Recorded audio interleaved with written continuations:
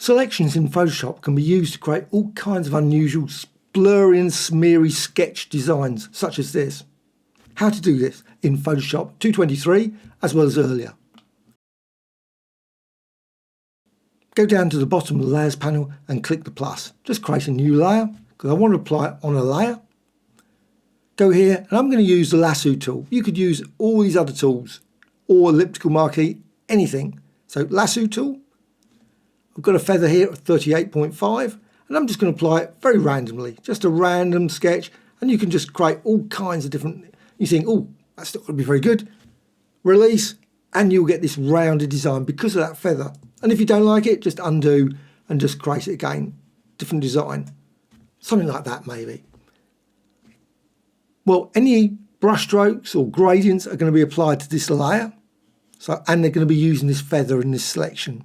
So gradient, I'm using classic gradient, I'm using black to white for the gradient and blend mode of difference as well as linear, and just apply it. You can apply it multiple times, and sometimes it doesn't particularly work out and you look at it and think, no, that's not what I want.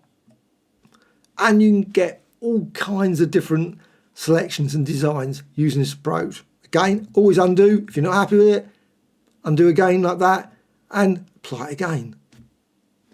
But also what you can do is you can then select and deselect, and then you can duplicate this design. So you can see you've got this lovely, beautiful design, which you can then hold down the Alt Option key, duplicate it, just shift it just slightly, and you can create some really beautiful black and white sort of pencil sketch like drawings very quickly using this approach. Something like that.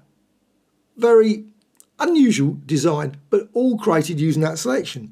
Now I'm just going to undo, because what I'm going to now do, instead of using just this really solid with unusual black and white gradient design, I'm going to fill it with white. So edit and fill. Just fill it with white. Now you could use blending modes.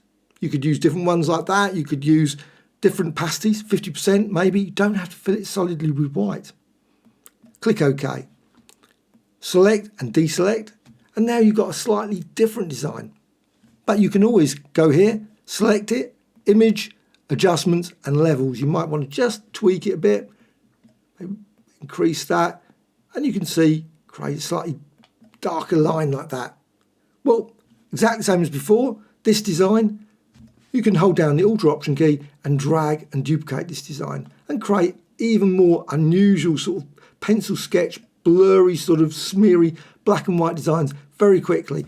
And you can always resize, rotate, and then duplicate that design. Again, hold down the Alt Option key and drag again to create even more surreal and unusual black and white sort of designs like that. And once you're happy with the design, and obviously I could fill the entire screen, I could also use this as define it as a pattern.